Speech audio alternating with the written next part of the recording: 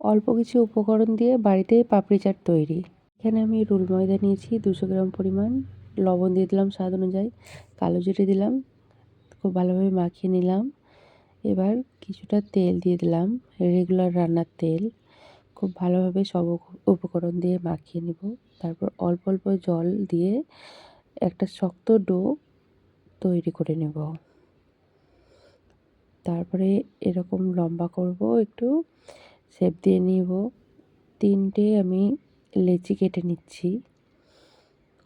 আপনারা আপনাদের মনের মতো করে কাটবেন। আমি একটু বড় বড় করে কেটেছি। আমার হয়ে গিয়েছে লেচি কাটা। এবার আমি বেলে নেব রুটির মতো করে। একটু পাতলা বেলতে হবে, যেহেতু পাপড়ি বানাবো।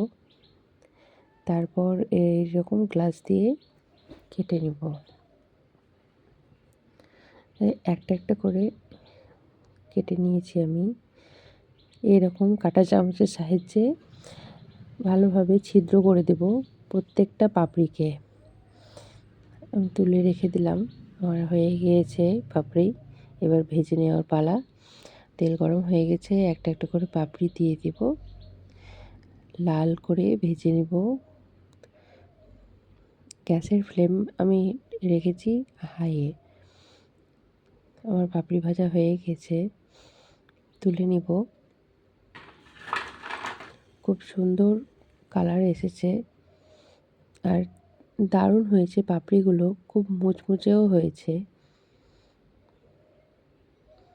খুব তাড়াতাড়ি ভেঙে যাচ্ছে। আপনারা চাইলে এয়ারটাইট কন্টেনারে রেখেও খেতে পারেন। ইচ্ছা মতো পাপড়ি বানিয়ে নেবেন। একটা হলো সেদ্ধ করে ছোট টুকরো করে নিয়েছি। এবার প্রত্যেকটা পাপড়ি তেঁতুলের চাটনিতে চুবিয়ে এইভাবে আমি সাজিয়ে নেব প্লেটে। আপনারা আপনার মন মতো সাজিয়ে নেবেন। তারপর সেদ্ধ আলুতে বিট লবণ দিয়ে মাখিয়ে রাখবো। তারপরে আমি পাপড়িগুলোর ওপরে সেদ্ধ আলু দিয়ে দেবো।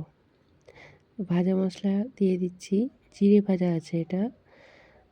তারপরে দিয়ে দেবো তেঁতুলের টক ঝাল মিষ্টি চাটনি। তারপরে দিব আমি টক দই। টক দইয়ের উপরে আবারও তেঁতুলের চাটনি দিয়ে দিচ্ছি। তারপরে আমি দিব সেও ভাজা। এবারে আমি দিব টমেটো সস। আমি বাড়ির থাকা উপকরণ দিয়েই পাপড়ি চাট তৈরি করেছি। আমি এখানে গ্রিন চাটনি দিইনি, আপনারা চাইলে দেবেন। পেঁয়াজও দিইনি, আমার বাচ্চারা পছন্দ করে না তাই। কিন্তু খুব সুন্দর হয়েছিল খেতে, দারুণ টেস্ট হয়েছে।